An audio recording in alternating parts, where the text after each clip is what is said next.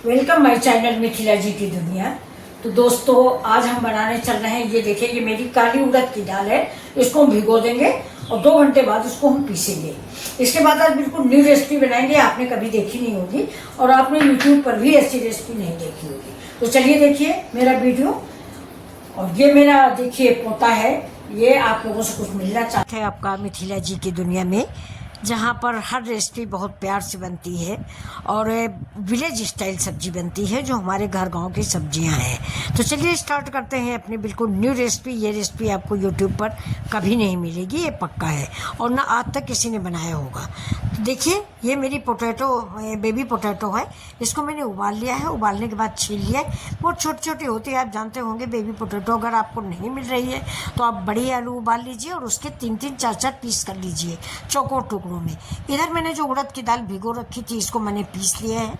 अब इसमें मसाले डाल देंगे, जीरा डालेंगे, भुना हुआ जीरा डालेंगे, हरी धनिया डालेंगे, चाट मसाला डालेंगे, हल्दी डालेंगे, नमक डालेंगे, मिर्चा डालेंगे और बाकी जो आप स्पाइसी खाना चाहें वो आप डाल सकते हैं इसमें। मैं इसमें सारे मसाले ऐड कर दी हूँ और चटपटा तैयार कर लिया है। मिर्च आप अपने अनुसार डालें और हरा मिर्चा भी डाल दिया है मैंने, हरी धनिया डाल दी, करी पत्ता डाल दिया है। अब इसको हम मिक्स करेंगे, मतलब थोड़ी देर के लिए इसको फेंटेंगे। सोडा नहीं मिक्स किया है, अगर आप चाहें तो 1 पिंच सोडा डाल सकते हैं।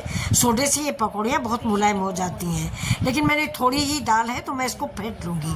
और जैसे ही मेरी दाल फिट जाएगी, और दाल जो है उसको आपको कड़ी कड़ी पीसना है, ज़्यादा मुलायम नहीं पीसना है कि अगर दाल गीली होगी तो आपकी ये रेसिपी नहीं बन पाएगी और आप कहोगे कि कैसी रेसिपी बताई है। तो ये देखिए दाल को मैंने फेंट दिया। और नमक पहले मत डालिएगा, नहीं नमक डाल दोगे तो दाल आपकी पतली हो जाएगी, पकौड़ियाँ बन नहीं पाएंगी।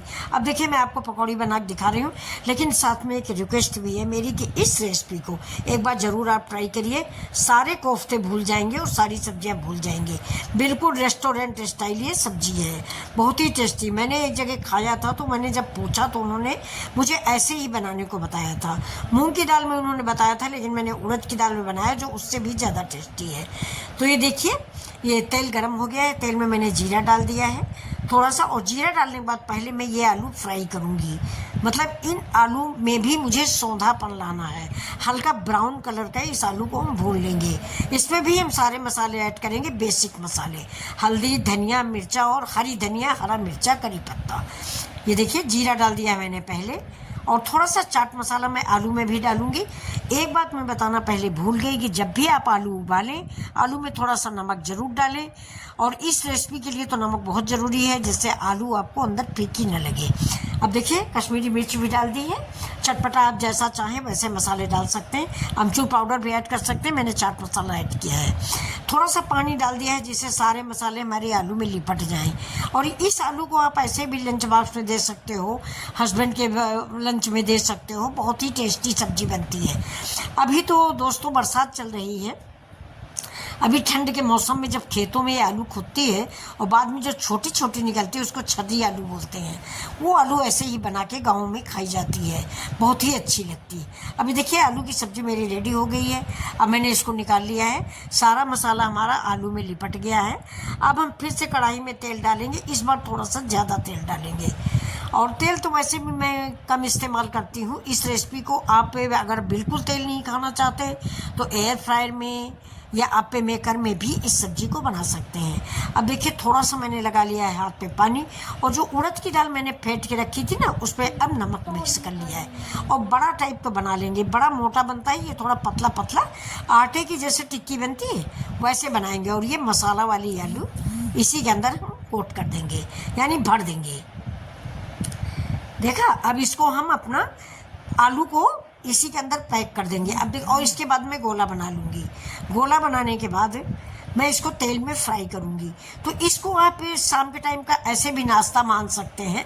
और इसकी सब्ज़ी भी मैं बनाऊँगी। ये सब्ज़ी मेरे घर में सबको बहुत पसंद आती है। एक बात मैं आपको बता दूँ, मुझे उड़द की दाल की सब्ज़ी, उड़द की दाल की कचौड़ी बहुत ही अच्छी लगती है। अभी त्यौहार एक गया है, उसको हमारे यहाँ आषाढ़ी बोलते हैं, आषाढ़ी पूर्णिमा। उसमें ये उड़द की दाल की भरी हुई रोटियाँ बनती हैं। मैंने एक वीडियो डाला है, हो सकता है आप लोगों को पसंद आए, और पसंद आए तो प्लीज़ लाइक शेयर सब्सक्राइब जरूर कीजिएगा। ये छोटी वाली आलू है, इसको मैं एक एक अंदर भर के गोला बना के रख दूँगी।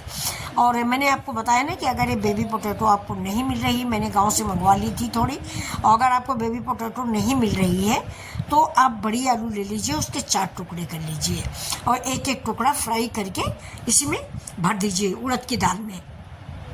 मैंने जहाँ खाया था उन लोगों ने मूंग की दाल में बनाया था, लेकिन मैंने उड़द की दाल में बनाया है। अब देखिए ये जो दाल वाला कटोरा है ना, उसे अभी इधर उधर दाल लगी हुई है, उसी में मैंने 2-3 चम्मच दही डाल दिया। दही मेरे घर का है, ये कैसा भी हो, खट्टा हो, मीठा हो, जमा हो ठीक से नहीं, लेकिन इसमें कोई फ़र्क नहीं पड़ता। इससे हल्दी, धनिया, मिर्चा सारे बेसिक मसाले मिलाएंगे और मिला के घोल के रख देंगे। दही में अगर आप मसाले मिला देते हो ना तो फिर दही आपका सब्जी में फटता नहीं है। ये एक अच्छी टिक होती है, आप इसका ध्यान रखिएगा। देखिए तेल गर्म हो गया। अब हमें ये जो हमारे उड़द की दाल के कोफ्ते हैं इनको फ्राई कर लेंगे। तेल बहुत ज़्यादा पहले गर्म कर लीजिए, इसके बाद स्लो कर दीजिए, क्योंकि अगर ज़्यादा तेज़ आंच में पकाओगे ना तो ऊपर से काले हो जाएंगे और अंदर की दाल थोड़ा कच्ची रह जाएगी। फिलहाल आलू तो हमारा पका है लेकिन दाल कच्ची रह जाएगी। तेल हम कम इस्तेमाल करते हैं, अगर आप डीप फ्राई करो तो 1 मिनट में ये बन जाता है। आप डीप फ्राई मैं यही प्रीफर करूँगी कि आप डीप फ्राई कर लें। और मेरे यहाँ तेल थोड़ा सब लोग नहीं खाते, इसलिए मैं बहुत कम तेल डालती हूँ।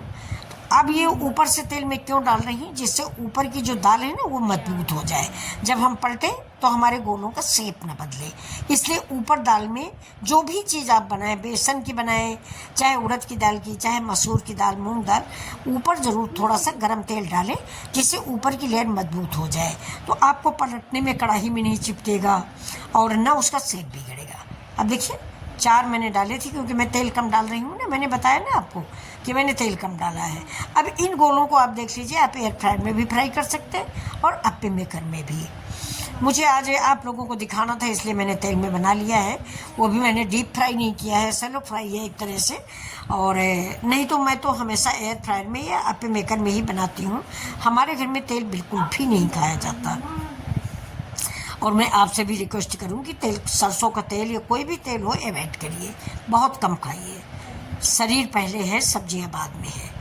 अब इनको मैं क्रिस्पी करारा फ्राई कर लूँगी। ये देखिए बड़ी आलू है, ये इसको भी आप 4 पीस करिए और इसको भी उड़द की दाल में आप भर सकते हैं। घर में खाने के लिए मैंने बनाया है इसी बड़ी वाली आलू को 4 टुकड़े करके। अब ये तो मैं रेसिपी के लिए बना रही हूँ। अब देखिए ब्राउन कलर जब तक हो जाता तब तक मैं इसको स्लो आंच पे पका लूँगी, ज़्यादा तेज़ आंच पे नहीं पकाएंगे। ये देखिए मीडियम टू लो पे, ये देखिए मैंने पका लिए हैं। अब दोबारा जो बचा हुआ बैच वो भी मैंने तल लिया है। और ये देखिए मेरे कुल मिला के 8-9 गोले बन चुके हैं, बहुत ही क्रिस्पी करारे।